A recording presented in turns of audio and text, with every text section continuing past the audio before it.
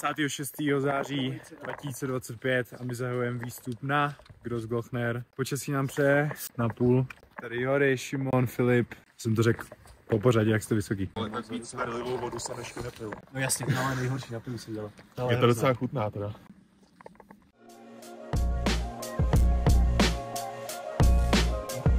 Teda biceps.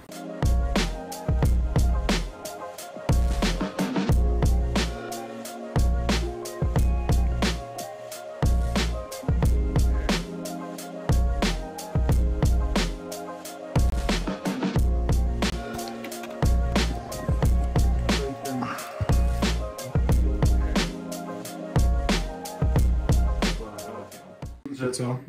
Kámo, dobrý, hezký počasí, nezmoukli jsme Yes. a byli jsme rychlí, takže top. Jsme ubytovaní na chatě, spíme takhle. Jory, já, Šimon, Filip, ale v noci přilezu sem mezi kluky. Budeš doprostřed. Čekneme výlet. Bude hezký. Yes. Čus. A zdraví. Perfektní situace na to, nastínit situaci. Večeře, nevím, 11:10 zhruba, a polemizujeme o tom, jestli zítra se podíváme nahoru, jestli se to povede, protože je tady napadnuto, ale uvidíme, až to uvidíme. Takže co? Asi to hecnem nahoru. Prostě push. Tam nevychladne jídlo. Takže balíme se. Ani nevíme, jestli zítra vyjdeme nahoru, ale furt tam nějaká šance je, takže to zkusíme. A dobrou.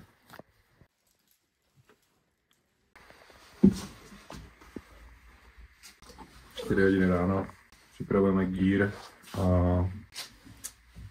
vyrážíme.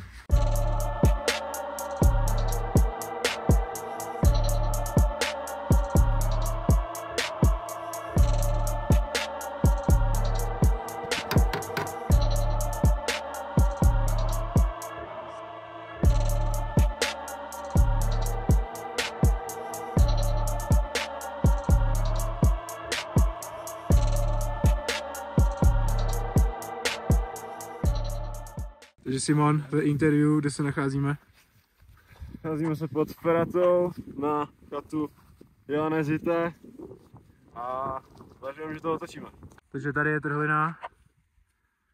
Také to vypadá vevnitř. Já jsem furt prostý, musím to natáčet znovu. Co, kapitáne? Jako sere mě to, ale co se dá dělat, no, prostě podmínky nezměníš. Dobrý, jdeme. Ahoj, já jsem Filip. Cože? No, točím. Teď teda nic nevidím. Jo.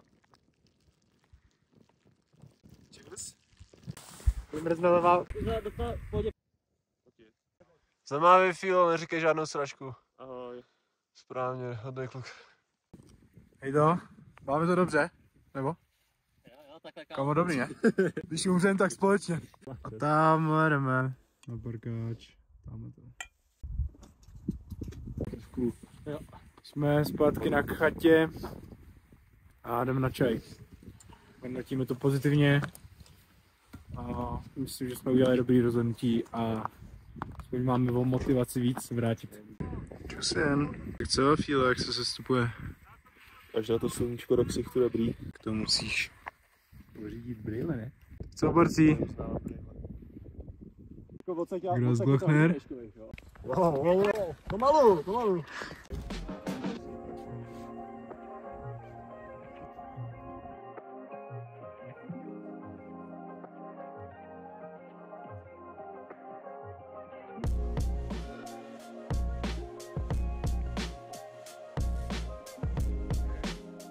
A užili jsme si to s klukama úplně maximálně.